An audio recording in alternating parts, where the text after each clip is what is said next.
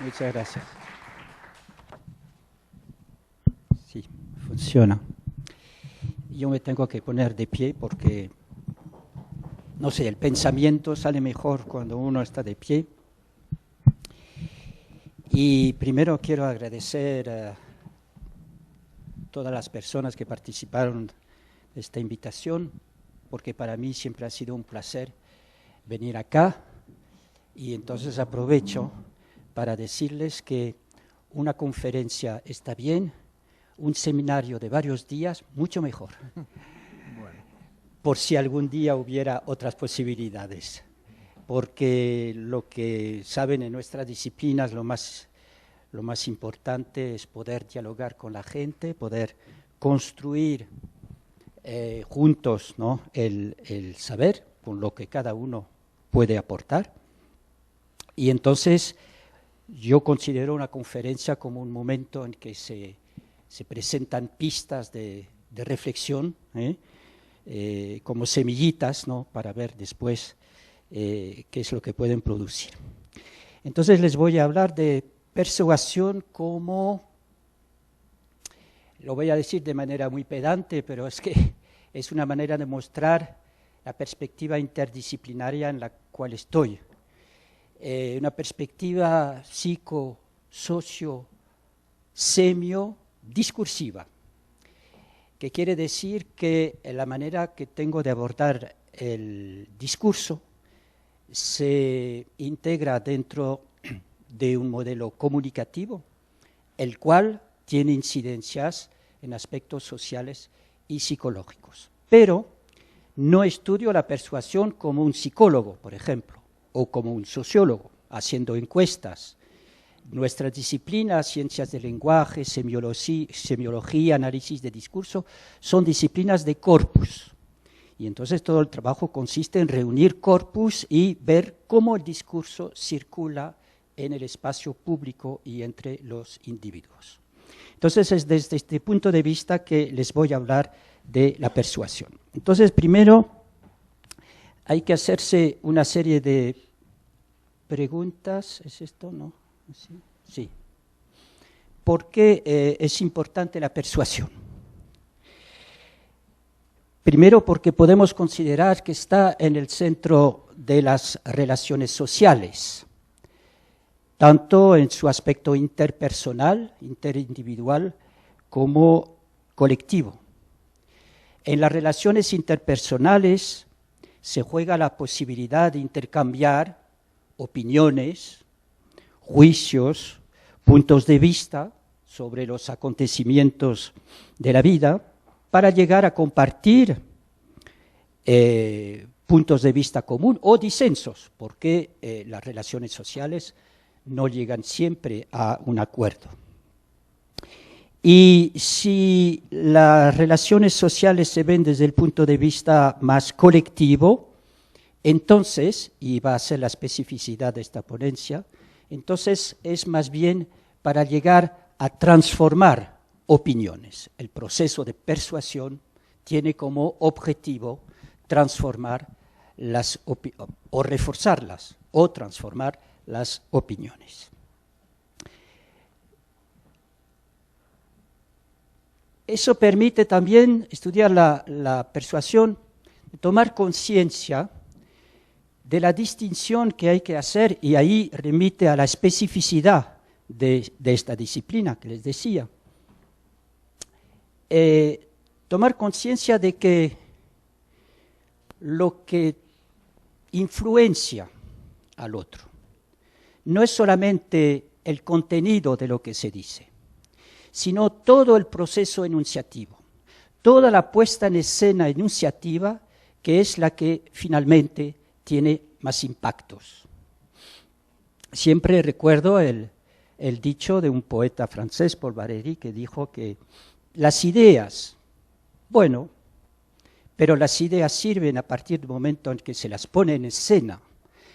Todo está no en el decir, sino en la manera de decir. Y finalmente, el saber no es más que un saber decir, porque en todas las disciplinas científicas, todo consiste en pasar por el lenguaje para explicar los fenómenos del mundo. y pasar por el lenguaje para explicar los fenómenos del mundo remite a un saber decir. Entonces es importante porque muchas veces uno piensa que lo que va a tener impacto, que lo que va a influenciar al otro, son las ideas en su aspecto ideológico. Pero si no se piensa en qué manera se ponen en escena, cuál es la manera de decir esas ideas, entonces se pierde todo lo que se juega en el proceso de persuasión. Otra pregunta es saber qué es el acto discursivo de persuasión y si es lo mismo que la argumentación. Es un tema importante porque muchas veces se juntan y a veces se confunden persuasión y argumentación. Entonces yo les propongo considerar que no es lo mismo argumentación que persuasión, porque se puede llegar a persuadir sin argumentar y se puede llegar a persuadir incluso con un razonamiento sin rigor. Eso lleva a esta idea que desarrollan ciertos investigadores que trabajan en el campo de la argumentación, de que en el proceso de persuasión no hay nunca falacias. Las falacias, el mal razonamiento, se juzga dentro del proceso de argumentación con toda su lógica. Pero la persuasión es algo más englobante que la argumentación. Eso no quiere decir que la argumentación no sirva para la persuasión. A veces un buen argumento puede servir para persuadir, pero nada más contando un cuento, relatando un hecho, hacer como si no se impusiera un razonamiento particular, se llega a persuadir el otro. Y eso nos lleva, bueno, eso es un punto de discrepancia con toda la corriente de la retórica argumentativa, la gente como Van Emeren o Christian Plantin en Francia, que estudian esas cosas, esa noción de falacias. Otra pregunta es saber si la persuasión es lo mismo que la seducción. Y se puede contestar también no, si se decide que la persuasión es más bien de orden de la razón y la seducción más bien del orden del afecto. Pero muchas veces las dos se mezclan, se combinan y con seducción se llega a persuadir y con un buen razonamiento a veces se puede incluso seducir. Por ejemplo, el proceso de admiración hacia una persona que razona bien llega a tener un efecto de seducción. Entonces podemos poner que en su principio persuasión y seducción son dos procesos distintos, pero tomando en cuenta que muchas veces se mezclan uno con otro.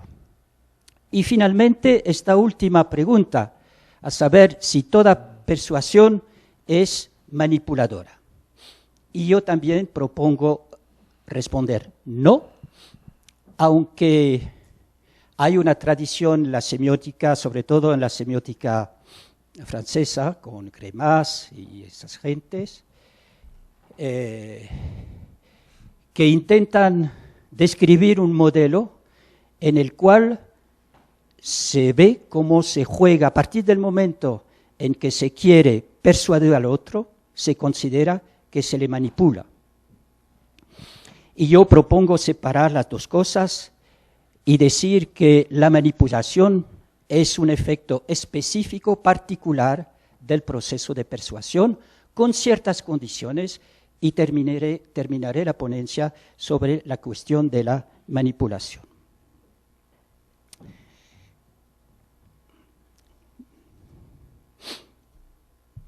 Ahora veamos qué es lo que fundamenta el acto de persuasión o el proceso de persuasión como proceso discursivo.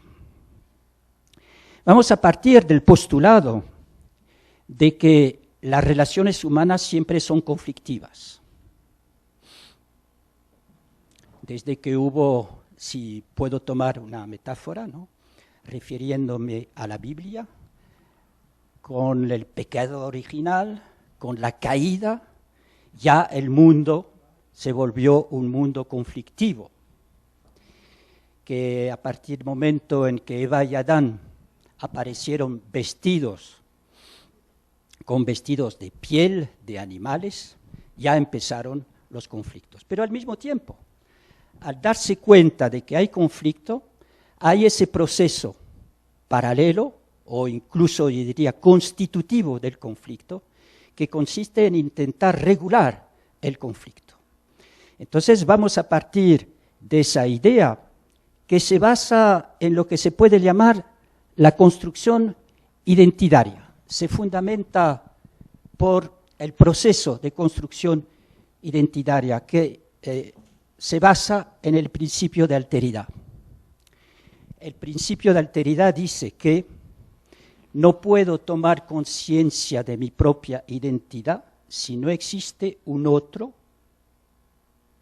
diferente, porque si fuera igual, no vería la diferencia y no me plantearía la cuestión de mi identidad. Y cuanto más diferente el otro, más me pregunta, me cuestiona mi propia identidad. Y de la percepción de la diferencia del otro, sale una gran interrogación. ¿Cómo uno puede ser diferente de mí? ¿Sería mejor que yo? Y entonces, a partir de allí, ese afán por intentar integrar al otro en su propio universo. Eso es el principio de alteridad. Y entonces el principio de alteridad explica ese juego de regulación dentro de la relación conflictiva. Ahora, con una paradoja de la cual hay que tener conciencia, es que a partir del momento en que se ha llegado a integrar el otro, se hace uno mismo, desaparece como diferente, y entonces ya no me cuestiona mi propia identidad. Eso es una cosa que no viene de la reflexión de la filosofía fenomenológica, ¿no?, que mi identidad se construye a través de la mirada del otro. Y si el otro no tiene más mirada, entonces ya no puedo cuestionar mi propia identidad y tomar conciencia de ella. Veamos ahora qué método de análisis para analizar ese proceso persuasivo. Algunos saben cuál es mi manera, porque hay varias corrientes dentro del análisis de discurso. Mi manera de abordar las cuestiones de lenguaje, de comunicación y de discurso parten siempre de ese postulado que toda comunicación se hace en una situación. No hay acto de comunicación, no hay acto de habla, no hay acto de discurso fuera de una situación de comunicación. Esta situación fuera la más espontánea posible, fuera la menos institucionalizada posible, una conversación entre amigos es una situación de comunicación. Entonces, partiendo de esa idea, yo la estructura en términos de contrato de comunicación. Por ejemplo, lo que nos liga aquí es un contrato de comunicación. Ustedes saben que están aquí para escuchar una conferencia. Si da tiempo después habrá pregunta, una alternancia de tomas de palabra. Y yo sé que estoy aquí para hablar de cierta forma, sobre un cierto tema, en ciertas condiciones, y eso constituye un contrato de comunicación. Contrato es, como todas las nociones, ¿no?, en nuestras disciplinas, que son de orden metafóricas, porque el contrato es jurídico. No se va a firmar abajo de una hoja, ¿no?, ese contrato, pero es un contrato imaginado que nos permite entendernos. Si no hubiera contrato, caeríamos en malentendidos. Entonces la idea del contrato es que dice cosas antes mismo de haber hablado. Usted pasa en la calle por delante de un anuncio publicitario, antes de leer el anuncio publicitario con su especificidad, sabe que es un anuncio publicitario, se sabe que le va a decir ciertas cosas y que usted está en posición de leer un anuncio publicitario. Es el contrato publicitario. Usted prende la televisión, escucha la declaración de un político y entonces saben que entonces no están en el contrato publicitario, sino que están en el contrato político ciudadano, etcétera, etcétera. Y si ustedes salen del cine y están con sus amigos, sus amigas, comentando la película que acaban de ver, están en el contrato de comentario de la película que acaban de ver entre amigos. Entonces, este contrato que se basa, lo vamos a ver, en se define con ciertos criterios, que son siempre tres. ¿Quién habla con quién? La identidad de los protagonistas. ¿Con qué objetivo? ¿Qué finalidad tiene el acto de comunicación? ¿Y en qué circunstancias materiales? Si es público, si es individual, si pasa por la radio, por la tele, si tiene micrófono, etcétera, etcétera. Esas tres condiciones son las que van a estructurar el contrato de comunicación. Entonces, a partir del momento en que se admite que todo acto de lenguaje se inscribe en una situación de comunicación, depende de un cierto contrato, es ese contrato que le da instrucciones discursivas al sujeto para expresarse, hablar, escribir de cierta manera. Y para el que recibe el acto de lenguaje, entenderlo, recibirlo, comprenderlo, interpretarlo de cierta manera. Entonces esto, una vez que hemos puesto como horizonte las pautas, obligaciones del contrato de comunicación y de la situación, el sujeto viene sobredeterminado por ese contrato. En ese aspecto no es libre, si quiere ser entendido, pero siempre tiene un margen de maniobra.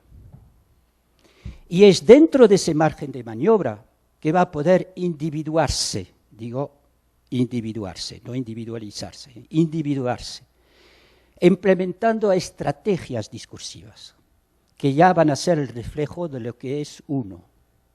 Porque si el sujeto habla exclusivamente en función de los datos del contrato, desaparece como sujeto singular y habla como sujeto de la situación.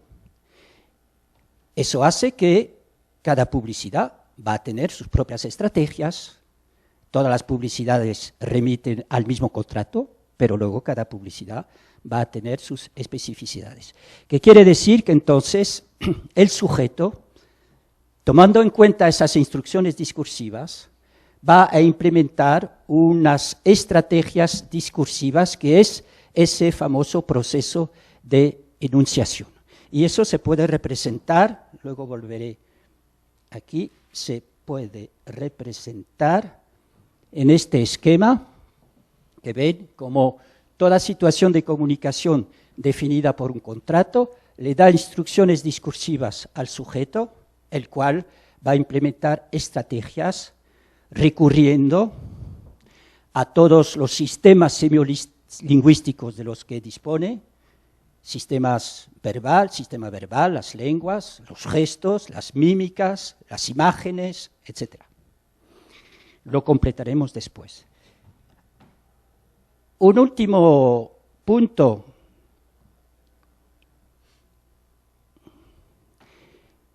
para que vean cómo abordar esta cuestión es sin poder predecir el impacto que va a tener el proceso de persuasión.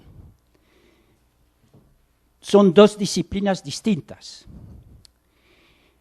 Como les decía antes, el análisis de discurso, las ciencias del lenguaje, la comunicación, analiza los corpus e entonces intenta ver cuáles son los efectos posibles que puede producir tal acto discursivo o acto de lenguaje. Efectos posibles. Pero eso no garantiza que va a corresponder con efectos producidos. Ustedes saben muy bien que un mismo anuncio publicitario va a tener efectos distintos según las personas que lo ven, lo miran y lo aprecian. Entonces se puede recurrir, y por eso yo abogo mucho por la interdisciplinariedad, se puede recurrir a procesos de análisis sociológicos, haciendo encuestas de terreno, de campo, ¿no? Haciendo entrevistas, haciendo grupos focus, etcétera, etcétera, ¿no? Para ver si las personas que ven, que escuchan un discurso político, que ven un anuncio publicitario, etcétera, cómo reciben, cómo interpretan, cómo comprenden estos discursos. Y entonces lo interesante es intentar ver cuáles son las articulaciones posibles entre los efectos posibles que se sacan del análisis de los corpus y los efectos efectivamente producidos por estudios psicosociales o sociológicos. Entonces, es importante hacer una distinción entre efectos posibles y efectos producidos. Les doy un ejemplo que me gusta mucho, algunos lo conocen, ¿no? Porque estuve hace unos años en Brasil trabajando con una agencia de publicidad y ellos me contaron cómo cuando los americanos quisieron invadir de cierta forma, comercialmente, ¿no? Brasil con los cigarrillos Marlboro, vendieron al mismo tiempo la campaña publicitaria, que ustedes deben conocer, ¿no? El caballo, el vaquero, la soga, el sombrero, y se le veía fumando un cigarrillo, y se veía la cajetilla de Marlboro. Luego se le quitó el cigarrillo porque no era políticamente correcto, pero siempre aparecía la cajetilla de cigarrillos Marlboro. Y entonces cuando llegó esta campaña publicitaria a Brasil, se vio efectivamente un aumento brutal de las ventas de sombreros, que muestra efectivamente que posiblemente en un análisis uno puede decir que esto era para valorar el sombrero, para valorar la soga, para valorar el pantalón vaquero, el caballo, etcétera. Bueno, eso forma parte de los posibles, pero en los efectos producidos se enfocaron en el sombrero.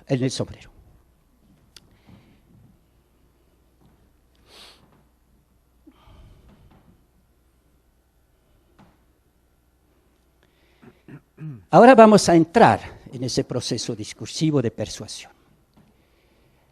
Si se acuerdan, les decía que todo contrato de comunicación se define por la identidad de los protagonistas y el objetivo, la finalidad. No les voy a detallar, en un próximo seminario sería posible, pero aquí no tengo tiempo, pero nada más, porque esa finalidad se puede definir en términos de cuál es la intención del yo, en qué posición social está el yo, y en qué posición pone al tú. Entidades, yo y tú, ¿no?, para hablar de los sujetos de un acto de habla. Y entre esas finalidades hay dos que nos van a permitir comprender bien el proceso de persuasión. Una que es la de prescripción. Prescripción, cada vez que se da una orden, una ley jurídica es prescriptiva, una regla administrativa es prescriptiva, y entonces se puede decir, usando esos criterios, que el yo quiere mandar hacer o mandar pensar, pero que está en posición de autoridad, porque no manda hacer y pensar quien quiera, tiene que estar en posición de autoridad. ¿Qué es lo que define la posición de autoridad? Es la posibilidad de usar una sanción. Si no hay sanción, hay difícilmente posición de autoridad. Además, el discurso jurídico lo dice bien explícitamente.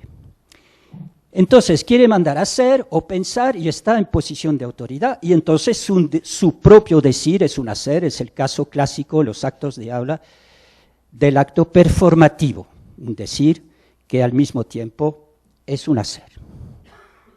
Y pone al tú, al otro, en posición de deber hacer. lo haga o no lo haga es otra cosa, pero en el momento de ordenar, pongo al otro en posición de deber hacer. Ahora veamos la finalidad de incitación. Lo interesante es que en la intención del yo es la misma. El yo quiere mandar hacer o mandar pensar. Pero la diferencia es que no está en posición de autoridad. Y entonces su decir no es un hacer.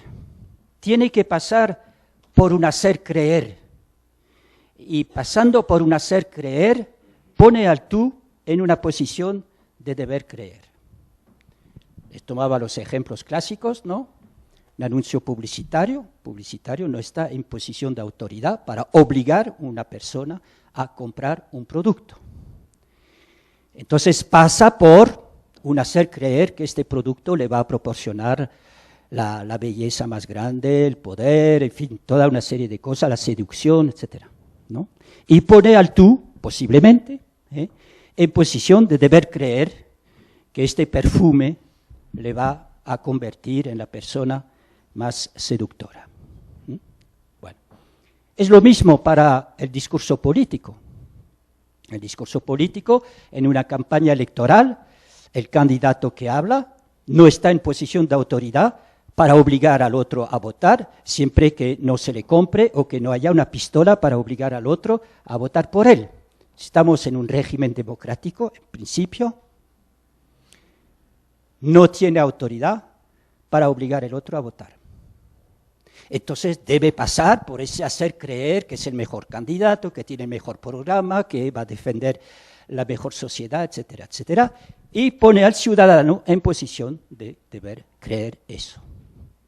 El ciudadano lo cree o no lo cree, pero el acto discursivo mismo dice esto. Entonces eso permite ya de definir de una manera general el discurso persuasivo, diciendo que participa de esa finalidad de incitación, mandar hacer, mandar pensar sin posición de autoridad, pasando por un hacer creer, que es de origen voluntario, lo que nos permite ya hacer una diferencia con la seducción, porque no se sabe muchas veces por dónde pasa la seducción, que viene mucho del ethos, de lo que está en una persona y que no se sabe, ¿no? Cómo las cosas más o menos químicas pasan de uno a otro. Entonces, pongamos que el discurso persuasivo es de origen voluntario.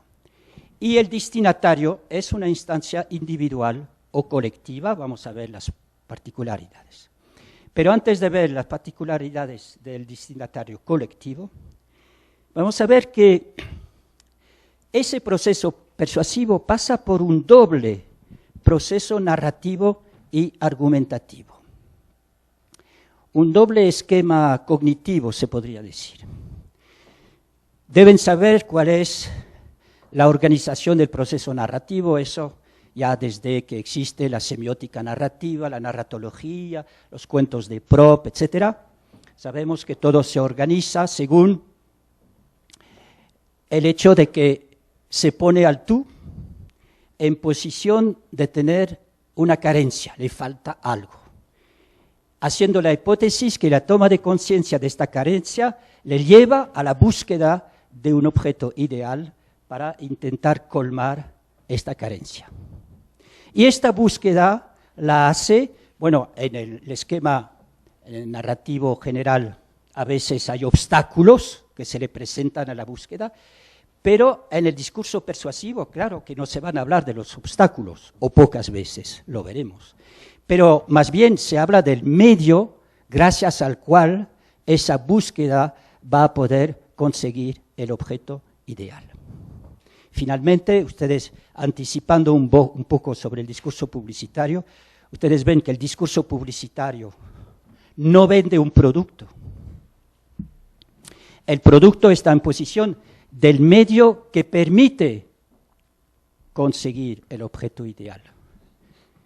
La publicidad, finalmente, el perfume, por ejemplo, está en posición del medio que va a permitir conseguir la seducción absoluta y perfecta.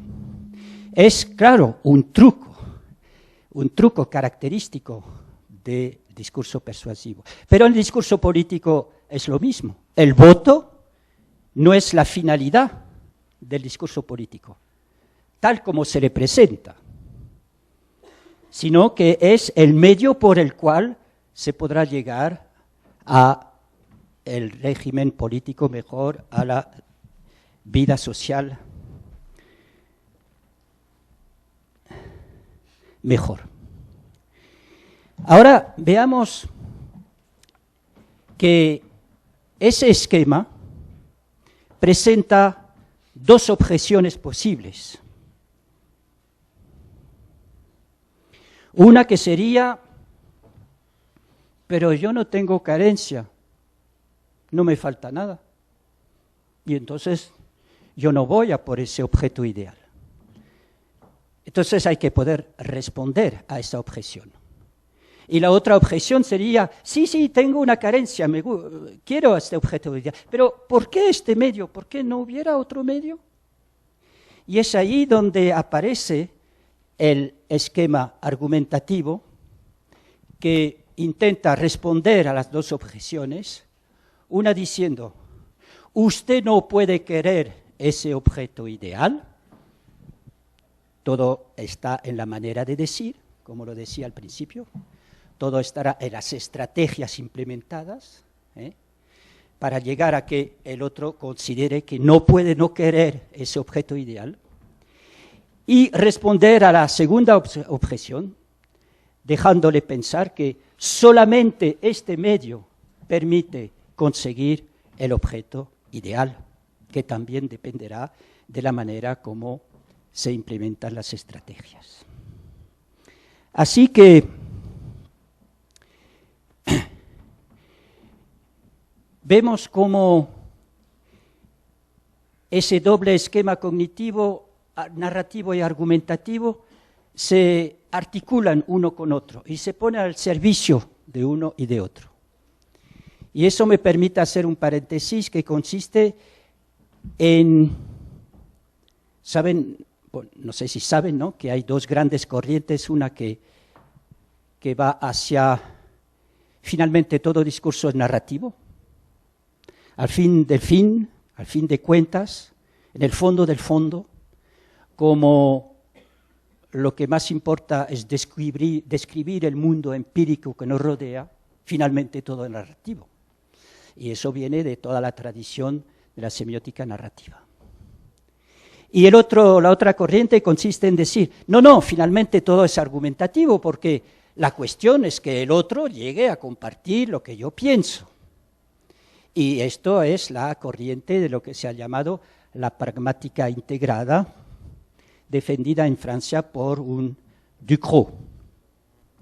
Yo propongo entonces no entrar en esa discrepancia y decir que narratividad y argumentatividad son dos modos de organización del discurso que se van entretejiendo y se ponen al servicio de un proceso de persuasión.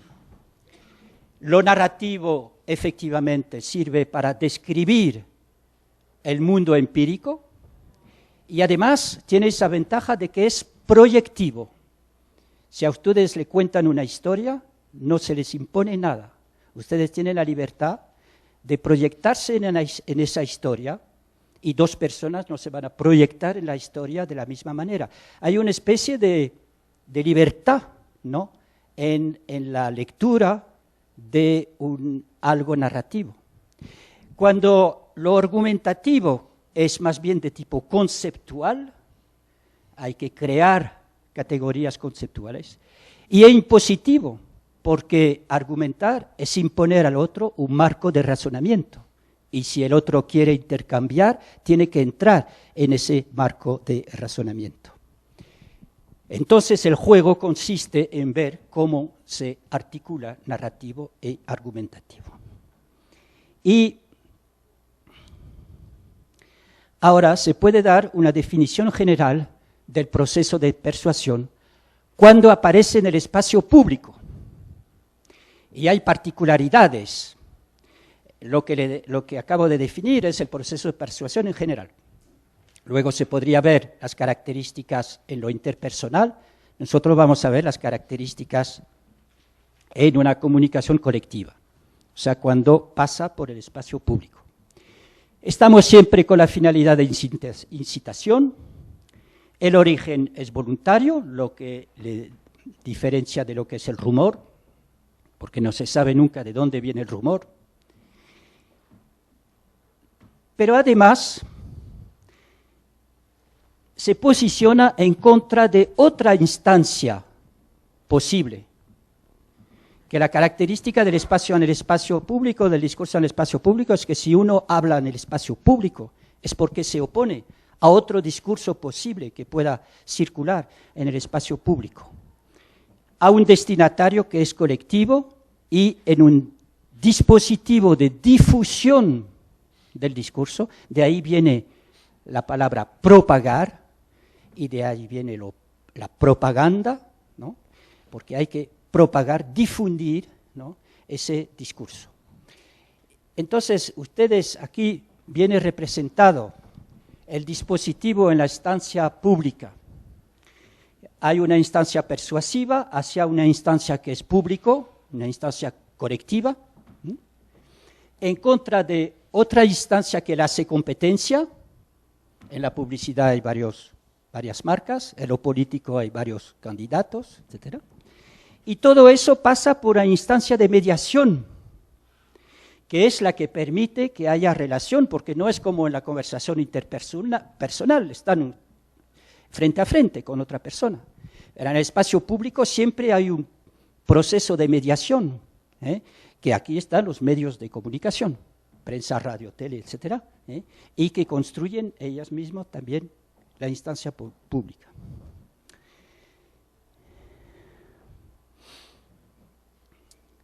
Entonces, les voy a proponer la definición de 3 tipos, 3 géneros de discurso propagandista persuasivo, que será el publicitario, el promocional y el político, tomando esos criterios, preguntándome qué es lo que legitima la instancia de producción del discurso, qué es lo que caracteriza el objetivo del acto de persuasión, lo que en francés llamamos l'enjeu, y qué es lo que caracteriza la posición de la instancia de recepción. Y con estos 3 criterios vamos a definir primero el discurso publicitario o género publicitario.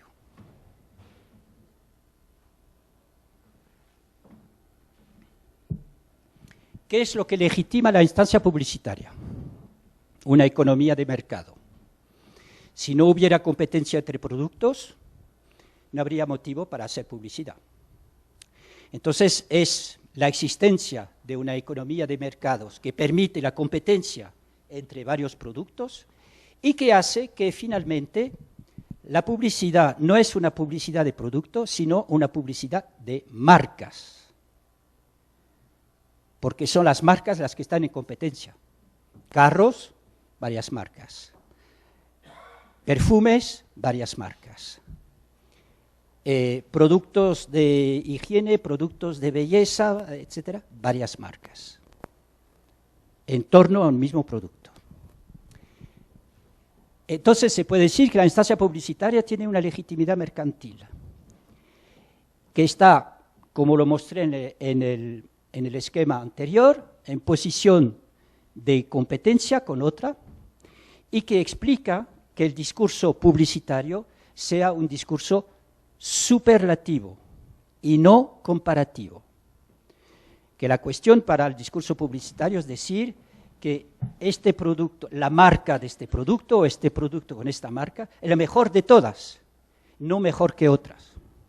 Aparte de que en muchos países se prohíbe la publicidad comparativa, de todas formas es porque sería reducir la trascendencia posible de los valores de este producto y de esta marca, si fuera diciendo que solamente este es mejor que este otro. No, la cuestión para la publicidad es decir que esta marca es la mejor de todas. Discurso superlativo. El objetivo del segundo criterio discursivo es para darle un beneficio individual soñado, el objeto ideal del cual hablaba. Beneficio individual, ahí parece que sea un poco paradójico, porque la publicidad se dirige a muchos, ¿no? A un colectivo. Pero es la característica de estos discursos propagandistas, y sobre todo para la publicidad. Se dirige a todos, pero se dirige a cada uno y cada una de nosotros. Que este perfume, esta colonia, es para usted, y es a usted que le va a ser más seductor que los demás. Y beneficio individual soñado, porque es otra de las características del discurso publicitario. Como les decía, objeto ideal. Objeto ideal. Claro, siempre ideal, pero si no fuera ideal, ¿cuál sería el motor que le llevara a una persona para salirse adelante, para ir a apoderarse de algo que piensa que le va a beneficiar? Y entonces, les voy a dar un ejemplo, la instancia pública está en una doble posición. Esto raras veces se dice en los análisis publicitarios. Está en una posición de consumidor-comprador, potencial. Hay que añadirle potencial. Una vez más, efectos posibles no producidos. No sabemos si él va a comprar o no comprar. Pero al mismo tiempo está en posición de consumidor de la propia publicidad, de la misma publicidad. Y eso explica que uno puede apreciar una publicidad sin comprar el producto, sin sentirse concernido, ¿no?, por el objeto ideal del producto, de la publicidad. Y sin embargo puede apreciar, o al revés, puede comprar el famoso producto, la marca, etcétera, y sin embargo no aprecia la publicidad. Entonces hay que hacer esta diferencia entre los dos. ¿Por qué? Porque es por aquí donde circulan los imaginarios sociales colectivos. Que la publicidad se dice que es creativa, son los creativos, en realidad esa actividad creativa consiste en recuperar los imaginarios sociales que circulan en la sociedad, ¿no?, para intentar tener un cierto impacto. Y eso permite también explicar la cuarta generación de la publicidad en la cual estamos, que cuando empezó era nada más decir, este producto existe con esta marca. Y ahora no sé si se han dado cuenta, bueno, coexisten todas las generaciones de publicidad, pero ahora cuando digo que es la cuarta generación de la publicidad, en ciertas publicidades la publicidad no tiene nada que ver con el producto y solamente al final aparece el producto. Cuentan historias, relatan cosas de seducción entre un chico, una chica, etcétera, bien, como incluso refiriéndose a películas o del oeste o de detectives o cualquier cosa de esas, ¿no?, o futuristas, etcétera, y al final aparece todo esto para hablar de un carro, ¿no?, que les da esa posibilidad. No tiene nada que ver. Quiere decir que se insiste más en el consumidor de la publicidad, se intenta llegar a tocar el gusto y la apreciación del consumidor de la publicidad, haciendo la hipótesis de que si le gusta la publicidad, debería ir a comprar el producto, cosa que no se ha nunca probado.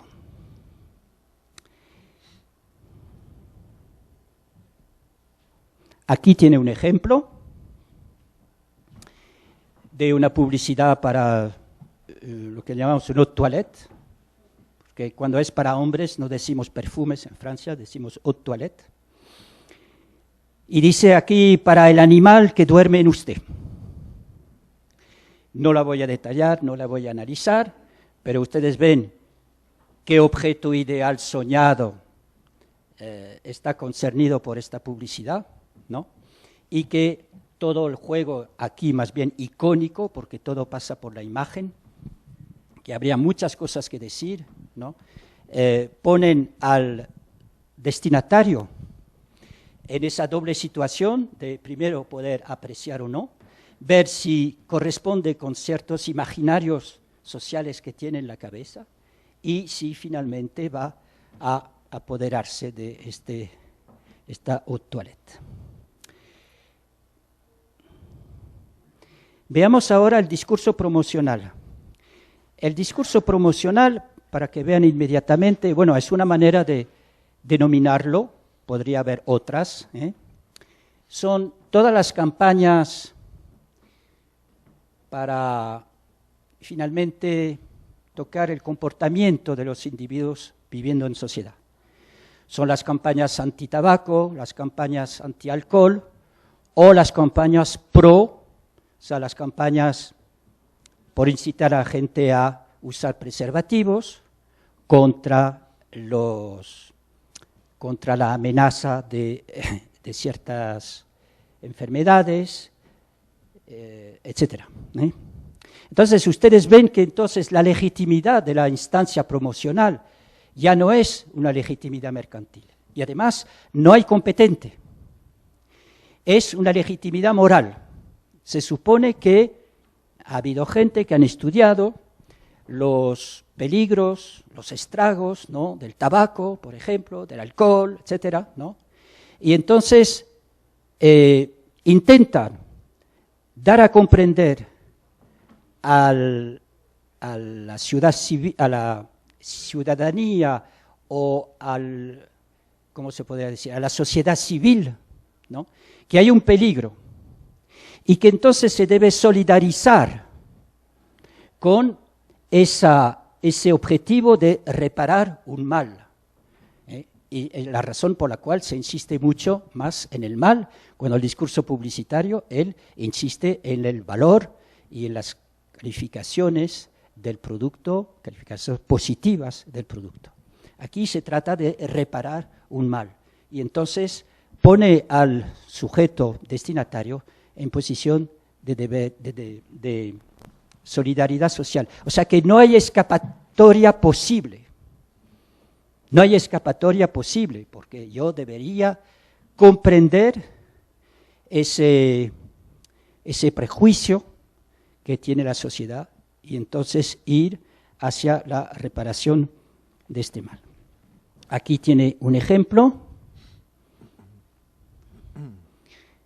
Sí, claro, es que como les decía, todo consiste en definir finalmente cuál es el contrato y el contrato aquí es de beneficio colectivo. Si me permiten, vuelvo atrás porque no insistí en eso de que el contrato publicitario es un contrato de semi-engaño. Eso va en contra de también esos estudios que dicen que la publicidad manipula, manipula y manipula, pero con nuestro consentimiento. ¿Quién cree? ¿Quién va a creer que la perfección absoluta, la belleza absoluta existe y que este perfume va a llegar? Nadie. Hace poco hicimos un estudio con unos colegas sobre las cremas antiarrugas. Muy interesante, la crema antiarruga que dice en una noche le quita las arrugas. Y hay otra marca que llega que dice no, en una noche no, en una semana sí. Y a otra que llega que dice, bueno, esto no es muy serio, pero en un mes nosotros le garantizamos que le quitan las arrugas. Entonces esas cremas antiarrugas, ¿qué dicen? Que el objeto ideal es la eterna juventud. Y solamente este medio llegaría a conseguir la eterna juventud. ¿Quién se cree eso? Y sin embargo, si funcionara. Estamos todos en esas, ¿no? No creemos y, sin embargo, si funcionara. ¿Por qué? Porque estamos en la pregnación de los imaginarios colectivos, soñados siempre, ¿no?, hacia un mejor, un futuro mejor, una perfección, un bien, algo que le valoriza al individuo. Por eso hablo de contrato de semi-engaño. Participamos, es un poco lo que en el campo político dice Weber y Durkheim a propósito de la sumisión consentida, ¿no? Es una especie de sumisión consentida. El contrato promocional, en cambio, es un contrato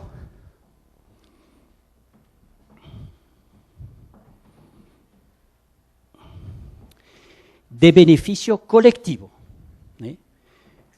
Y es una manera de responder al argumento, por ejemplo, para los que fuman tabaco, que dicen, bueno, de todas formas, de algo hay que morirse, entonces a mí que me da, yo continúo fumando. Pero el discurso promocional le dice, no es cuestión de usted, es cuestión de solidaridad social.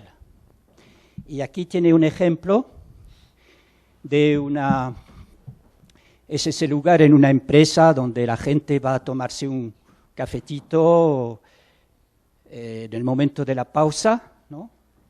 Y esto ve el suelo lleno de colillas de cigarrillos y dice, cuando usted fuma al lado de un no fumador, también él fuma. Y allí dice, aquí un no fumador fumó 14.750 cigarrillos. Bueno, entonces esto es apelar a tomar conciencia de ese deber de solidaridad social. ¿Tiene impacto o no tiene impacto? Pero es el discurso que lo dice. Y finalmente, en cuanto al discurso político,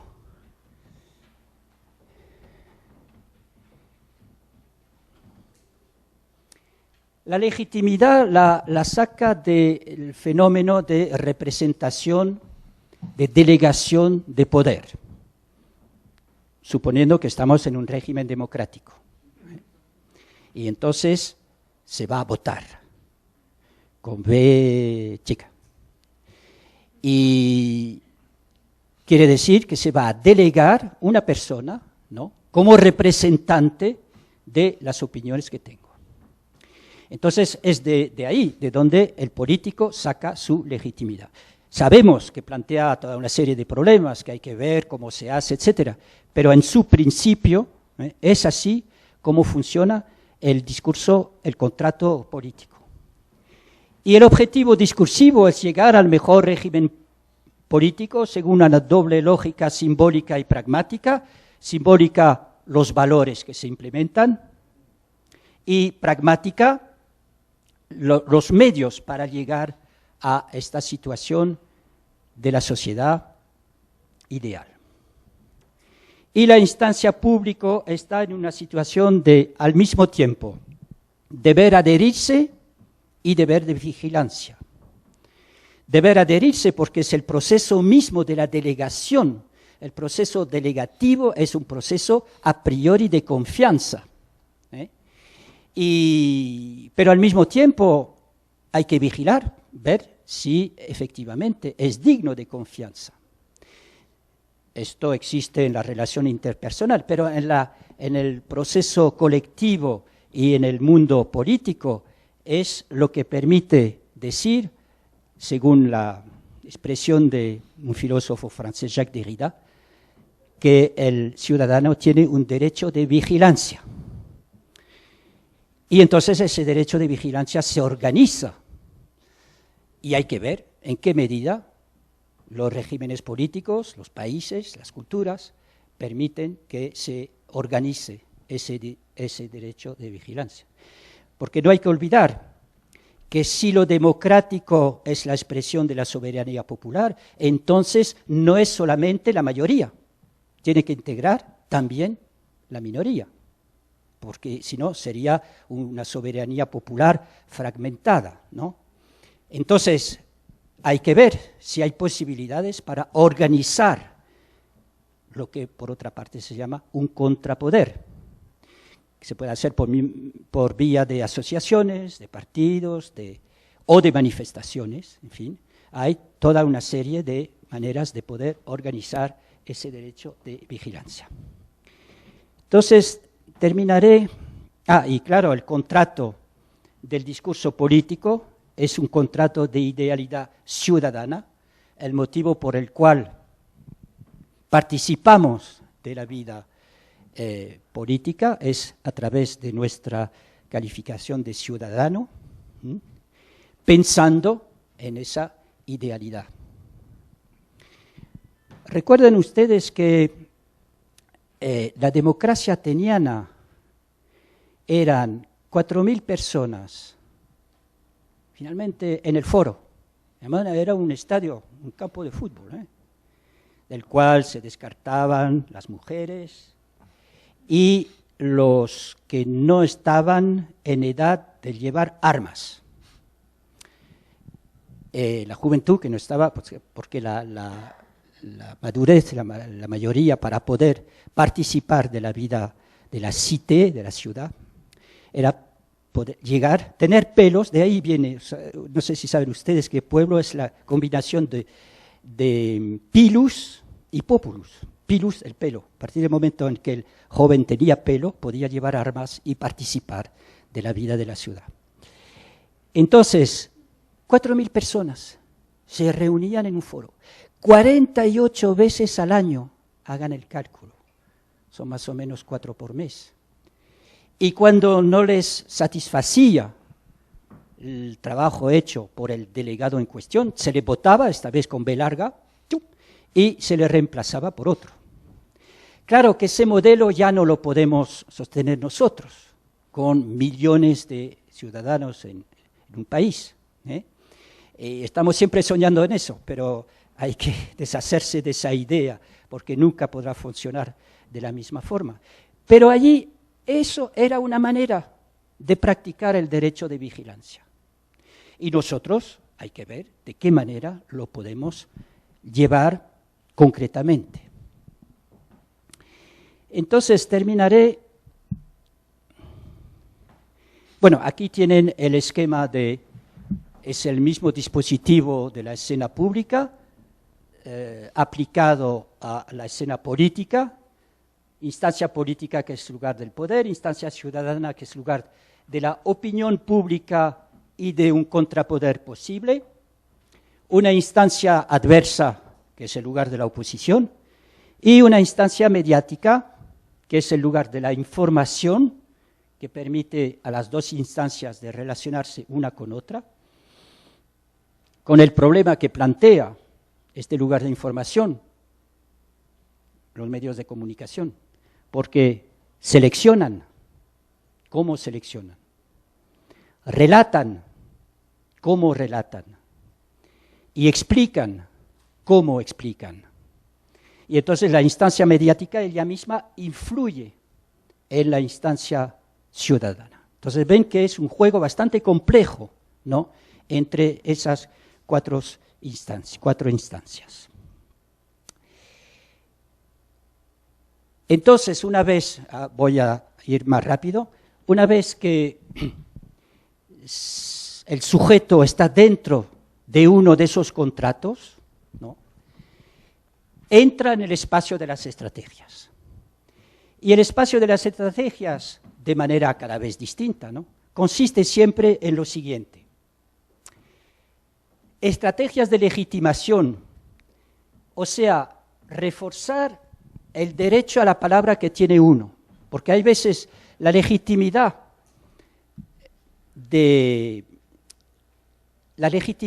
en la comunicación es el tener derecho a la palabra. ¿Qué es lo que le autoriza a uno, al sujeto, a tomar la palabra? Es el derecho a tomar la palabra. ¿Y en nombre de qué? Los colegas me han presentado, me han legitimado y han dicho en nombre de qué podía hablar. Pero en otras situaciones se puede poner en duda la legitimidad del sujeto. Y entonces el sujeto va a tener que implementar estrategias para reforzar o hacer comprender cuál es su legitimidad. Eso aparece en las conversaciones. Bueno, ustedes están en otra cultura, entonces supongo que no tendrán ese argumento. En Francia se escucha muchas veces, ¿no? Cuando hay una discrepancia entre personas, hay un momento dado en que uno dice, ¿pero tú sabes con quién estás hablando? Que es una manera de decir, cuidado, mi legitimidad no se debe poner en duda, y no es la misma que la tuya. Ahora, la otra cuestión es ser creído, es ser digno de fe, que le crean a uno. No forzosamente en una problemática de verdad-mentira, claro que puede incidir, pero es una cosa que remite a lo que se llama el ethos en la tradición de la retórica, el ethos de la persona, la imagen, lo que surge de una persona que hace que se le puede creer, que es digna de fe, ¿no? Y no se trata forzosamente en decir, puedes creer en mí, yo te juro, ¿no? No, es toda unas estrategias más generales que hacen que decís, bueno, esta persona es digna de fe. Entonces, toda una serie de estrategias que se las puede llamar de credibilidad. Y luego, persuasión, claro, hay un auditorio, ¿no? Siempre. Entonces hay que intentar tocar el grupo colectivo. Y un grupo es un conjunto de unidades, de individuos, de personas. ¿Cuál sería el denominador común entre esas personas? Si no es más la emoción que la razón. No hay que olvidarse de eso. El ser humano es de pasión antes que ser de razón. Y cuando se le considera de manera colectiva, no hay que decir esto es demagógico, es que no hay otra manera de tocar al colectivo, sino es por lo que se llama la retórica, las estrategias del pathos, las estrategias de captación. Bueno, también hay parte de razón en eso, ¿no? Pero se trata, o sea, ven que entonces el discurso está orientado hacia el otro. Y ahora ven el esquema completo, Repito, situación de comunicación con su contrato que da instrucciones discursivas al sujeto, y el sujeto en su espacio, su margen de maniobra, implementa estrategias de legitimación, contacto, de credibilidad, identificación, la imagen de sí mismo, el ethos, y de captación a través de la emoción y del pathos en la tradición de la retórica argumentativa. Si me dan 5 minutos, terminaré. A ver, no voy a poder analizar todo. Entonces voy a ir directamente. Sí, esto sí se lo puedo mostrar. Que es un caso de estrategias en cuanto al discurso promocional. Es una campaña antitabaco, como lo vimos antes. Es sorprendente todo lo que entra, todo lo que se puede meter en un cigarrillo. Y es la jornada del Mundial sin tabaco. Entonces, ahí estamos con estrategias icónicas, porque se trata de imagen. Pero estamos de acuerdo con que la imagen es discurso, con otros signos, pero es discurso. Porque a partir del momento que la interpretamos, nosotros mismos pasamos por discurso verbal. Entonces, ustedes ven que primero se representa por el color un cigarrillo, tipo Marlboro, cigarrillo americano, ¿no? Con la parte de la boquilla y la parte de...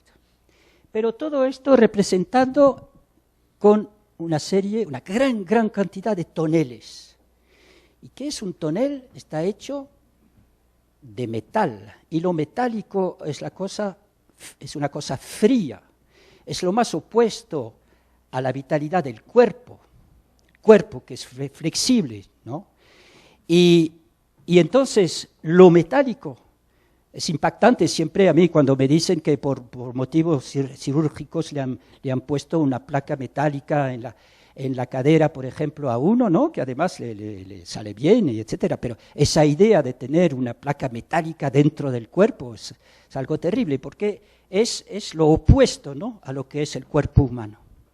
Frialdad, inercia y finalmente lo no vital. Y dentro de estos toneles, ¿qué puede haber? Productos químicos. Y lo químico también es lo que más se supone perjudica a la salud del individuo. Entonces ven que a través de toda esa gran cantidad de toneles con productos químicos son estrategias para meterle miedo, porque es una de las características del discurso promocional, como no es competencia de productos, para llegar a hacer percibir la necesidad de solidaridad social a través de una angustia o del miedo de algo. Y además, para nosotros, esos raíles que se pierden en el fondo y en lo infinito, en un contexto cultural francés, remiten a los raíles que se vieron en ciertas imágenes llegando a la puerta de Auschwitz, o sea, de los campos de la muerte.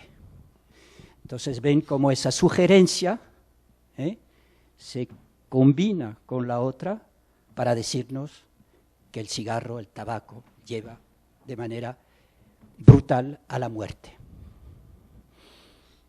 Estas son estrategias. Y les voy a dar un ejemplo para terminar de manipulación. Como les decía al empezar, no considero que la manipulación, definirla en un sentido general, porque si todo es manipulación, entonces ya no es una categoría. Para que haya categorías hace falta oposición a otra, sino darle una definición un poco más específica, diciendo que, claro, se trata de afectar a la opinión del otro, informándole de manera falsa o prometiéndole un absoluto. Que hay que mantener el proyecto secreto para manipular. Todo acto de persuasión no implica obligatoriamente mantener secreto un proyecto. En la manipulación sí. Y que hay que gozar de cierta legitimidad y credibilidad. Y entonces vemos dos casos de manipulación. Un engaño por falsedad, se da una cosa por otra, o un engaño por profetismo, cuando se propone la felicidad suprema. Esto es más bien la manipulación y el proselitismo religioso, digamos, pero también fuera de la religión ha habido casos. Y les muestro un caso de manipulación por falsedad. Ustedes ven esta imagen de gente que parece alegre, contenta, etcétera, ¿no? Bueno, cantando, haciendo música, etcétera.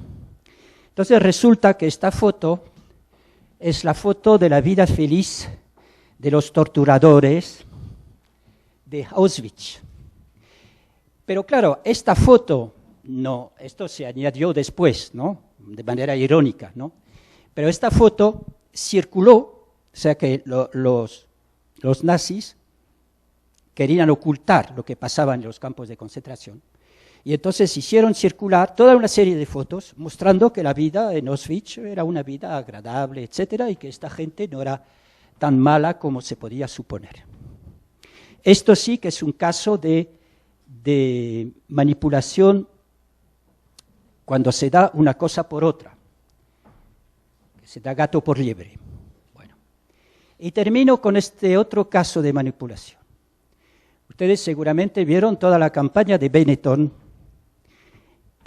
con esta imagen, con esta otra posible, y tuvo variantes también, con esta otra más provocadora. Y entonces vemos que toda la campaña de Benetton, una campaña que se parece más bien al contrato promocional. Se trata de lo humanitario, se trata de la igualdad entre las razas, se trata de, bueno, cosas un poco provocadoras, pero se trata de, efectivamente, como lo ven aquí desde el principio, o como lo ven aquí, ¿no?, de igualdad entre las razas, que sea por lo mejor o por lo peor. pero todo para vender ropa. O sea, contrato publicitario. Entonces nos da contrato promocional por contrato publicitario. Nos da gato por liebre. Y entonces sí que se puede decir que es un engaño. Es un juego manipulador, engañoso. Porque claro, el que lo recibe puede pensar que participa del deber de solidaridad comprando ropa. Entonces,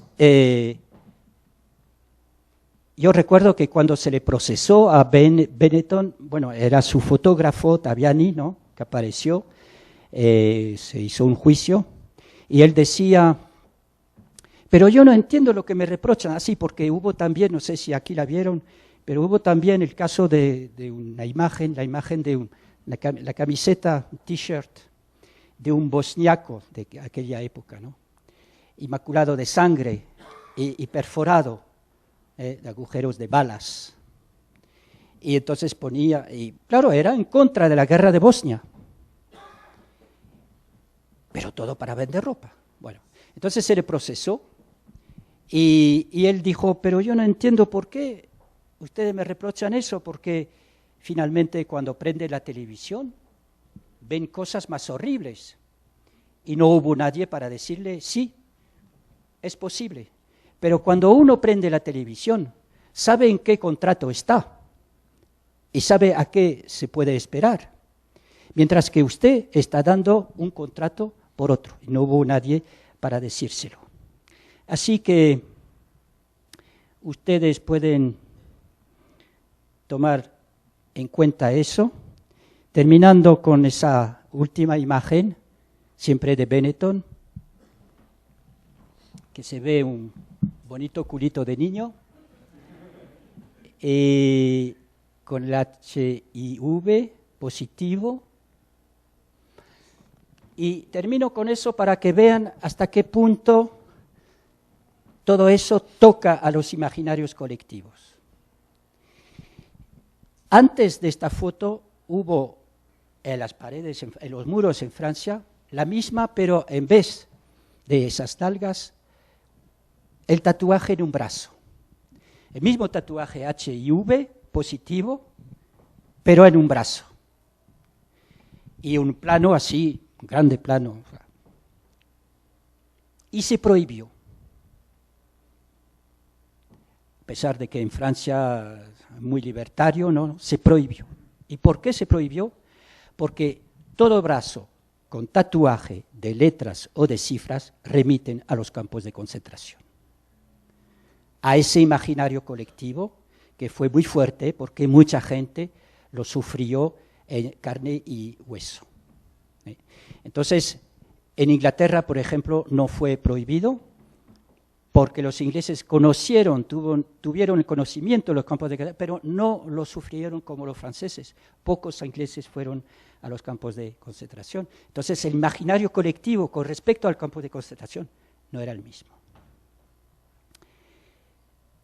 Entonces, termino con esta cosa de que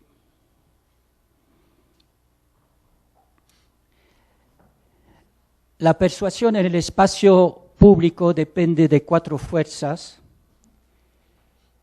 la fuerza de la legitimidad del poder y de la posición de autoridad del que habla,